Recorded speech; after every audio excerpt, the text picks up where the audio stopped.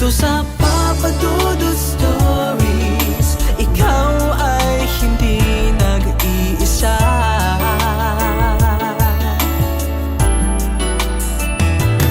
Dito sa Papa Dudut Stories, may nagmamahal sa'yo. Papa Dudut Stories, Papa Dudut Stories,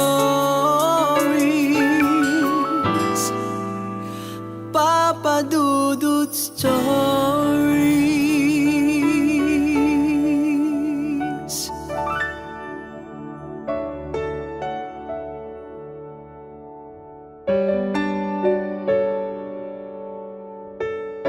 Magandang araw sa inyo mga ka-YouTube. Huwag kakalimutan na mag-like, share, and subscribe sa aking YouTube channel.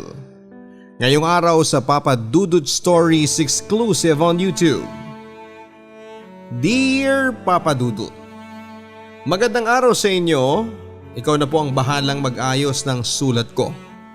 First time ko po kasing magpadala ng liham. Dito ko po sisimulan ang kwento ng buhay ko. Itago niyo na lamang po ako sa pangalang Maureen.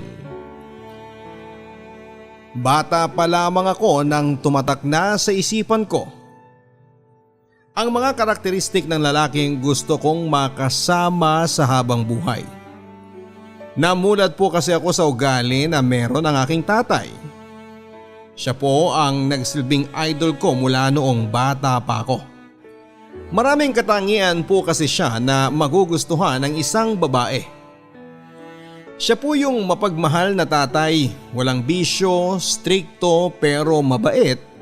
Pag-aalis yan ay laging may dalang pasalubong. At higit sa lahat ay gagawin niya po ang lahat para sa kanyang pamilya. Masaya po ang pamilya namin, Papa Dudut.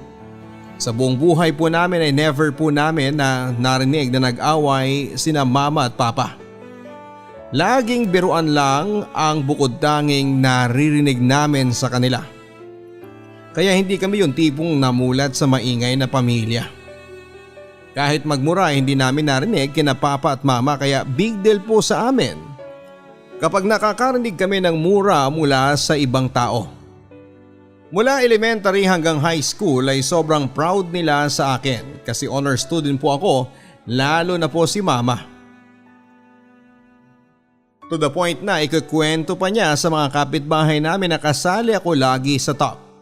Sobrang mahal na mahal ko si mama habang isang araw. December taong 2012 nang binawian ng buhay si mama. Fourth year high school ako noon at parang gumuho ang mundo naming lahat na magkakapatid. Sobrang bigat sa dibdib. Simula noong namatay si mama, Papa Dudut ay nawala na akong ganang mag-aral. Ang gusto ko na lang gawin noon ay umuwi sa bahay kasi sa tita ko po ako nakatira noong nag-aaral pa ako. Hindi ko na po nakukumpleto yung araw ng pasok ko hanggang sa bumaba na ang mga grades ko. Pero hindi naman po bagsak. Hindi na lang ako nakasali sa top pero nakapagtapos din naman ako ng high school. At noong nakapagtapos na po ako ng high school, umuwi po ang kapatid ko galing Maynila at ang sabi niya ay isasama na raw niya ako paluwas ng Maynila para doon magtrabaho para makatulong kay Papa. At dahil po nalulungkot po ako na nasa bahay lamang ako ay naisipan ko na lang pong sumama sa Maynila. Pinasok po ako ng ate ko sa pinagtatrabahuhan niya at doon po ay nakilala ko si Roy. Isa siyang sidecar boy, sa sidecar niya kami laging sumasakay kapag may gusto kaming puntahan para libre din sa pamasahe. Naging kaibigan ko si Roy, Papa Dudut, at hindi nagtagal.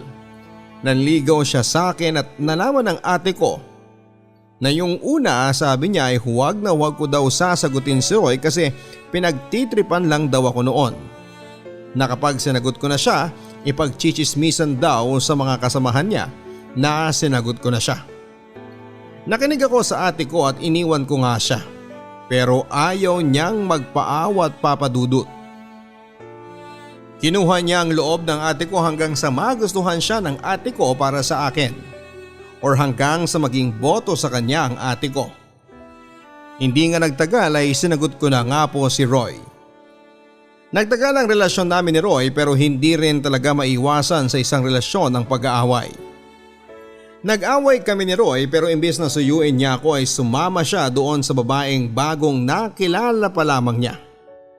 Pumunta kami that time sa MOA Papadudot para ilabas ang sakit ng nararamdaman ko kasama ang mga kaibigan ko. Sumakay kami sa ride sa akala ko pag uwi namin, akala ko ay andun siya at naghihintay para mag-sorry sa akin. Pero nagkamali ako Papadudot. Nandun pa rin siya kasama ng babae niya at mga tropa niya. Hinayaan ko lang siya Papadudot hanggang sa napagod na ako. Nagpaalam ako sa kanya na uuwi na lamang ako ng probinsya. Pero isang araw ay tumawag siya at ang sabi niya ay mag-aasikaso raw siya ng license para makapag-drive daw siya sa jeep kasi pangarap daw niya yon. Ayaw ko siyang payagan nung una kaso ay wala na akong nagawa pa. Kasi malayo ako sa kanya at habang andun ako, ang dami kong naririnig. Sabi ng ate ko ay sobrang payat na raw ni Roy Papadudot. Siguro sobrang pagod sa pag-jeep. Kaya ganon ang naging resulta sa katawan niya. Naging LDR kami at minsan na lang mag-usap. Siguro sa isang buwan ay swerte nang mag-usap kami ng isang beses. At dahil sa sobrang hirap ng buhay sa probinsya, ay nag-decide din naman ako Papadudot na magtrabahong muli sa Maynila. Pero sa pagbabalik ko ay sa iba na ako nagtrabaho. Tumatawag sa akin ang tita niya na dalawin ko daw si Roy kasi napapariwara na siya. Tinatanong ko kung anong nangyari, ayaw daw nila na mismong manggaling sa kanila ang kwento. Ang gusto raw nila ako mismo ang makakita. Kinabahan ako sa sinabi niyo ng tita niya. Pinuntahan ko siya kinabukasan, nagpaalam ako sa boss ko kung pwede akong mag-day off at ayun nga Papadudot, sinundo niya ako ng jeep niya. Nagulat ako sa itsura niya at ibang iba na ang itsura niya kesa sa dati. Sobrang payat, ang itim, lubog ang kanyang mga mata, ang kanyang panga, hindi ko na nakikita yung dating siya. At habang nagbebiyahe siya kasama ako ay bigla na lang may sumigaw at tumawag sa kanya ng palong-palo. Tinanong ko siya kung anong ibig sabihin ang palong-palo. Wala yun, sagot niya. Sinabi ko naman sa kanya na mukhang hindi mapagkakatiwalaan ng ibang mga driver. Ang sabi niya lang sa akin ay walang matinong driver. Yan ang tumatak sa isipan ko na sinabi niya. Napaisip ako Papadudot na ano ba talaga ang nangyayari sa kanya. Umalis na rin ako sa pinagtatrabahuan ko at lumipat ako sa Las Piñas. At noong andun ako ay unti-unti na talagang kaming nawawala ng oras sa isa't isa. Parang nagising na lamang ako isang araw na wala na akong nararamdaman na kahit na ano sa kanya.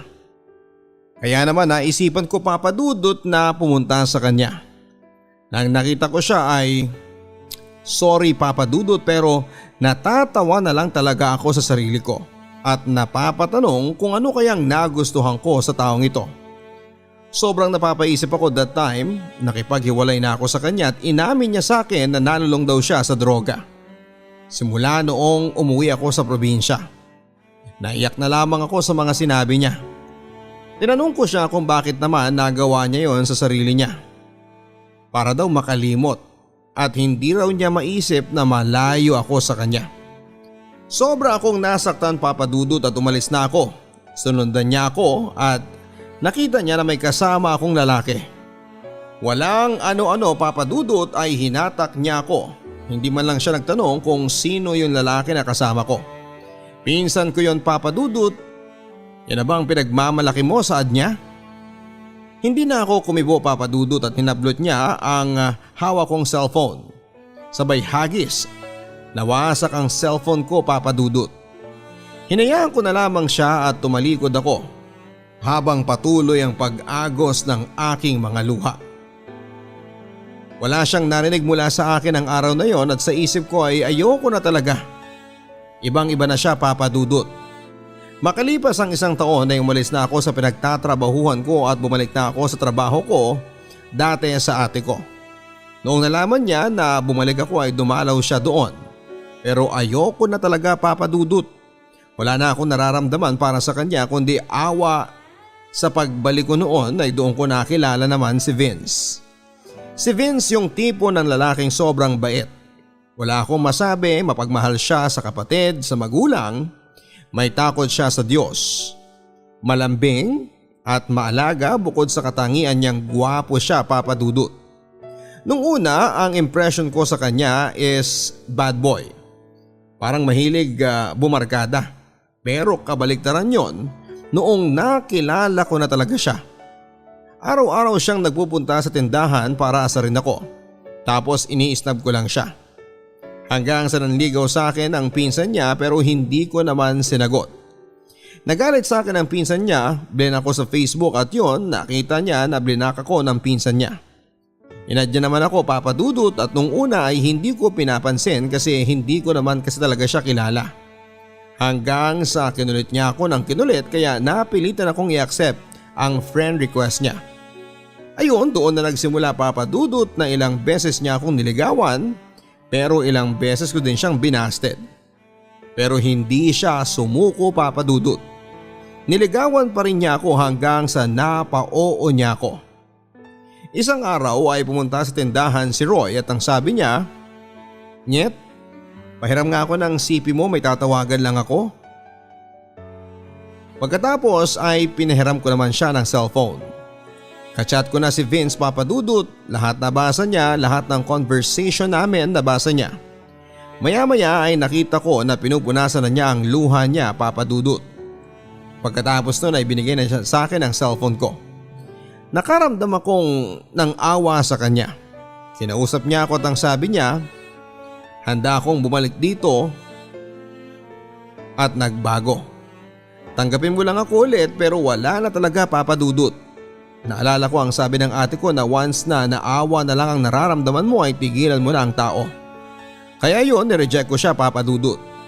Simula noon ay hindi na siya nagpakita muli sa akin at wala na akong balita sa kanya. Sa ngayon, kaming dalawa ni Vince ang nagkatuluyan. 5 taon na po kami ngayon, Papa Dudut, pero wala po akong anak. Kaya Papa, dati naiisip ko na malapit lang sa lugar na yon ang mapapangasawa ko pero hindi ko nakikita na si Royon. Yun pala ay si Vince, yung never akong nagsisi na si Vince ang pinili kong makasama, Papa Dudut. Sobrang bait, maalaga niyang tao, siya lang talaga ang mahal ko. Para sa iyo, Roy, sana ay mahanap mo na ang babaeng para sa iyo at tigilan mo na ang ganyang mga bisyo na hindi makakatulong sa iyo. Nagmamahal, Maureen. Ang buhay ay mahiwaga, laging may lungkot at saya. Sa Papa Dudut Stories, laging may karamay ka.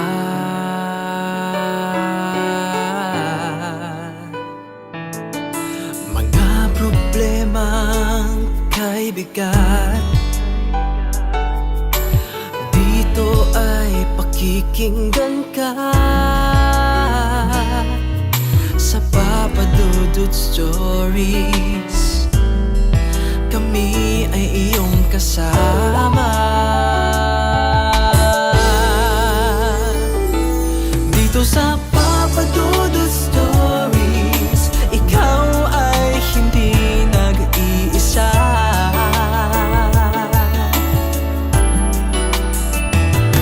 Dito sa Papa Dudut Stories, may nagmamahal sa'yo. Papa Dudut Stories, Papa Dudut Stories,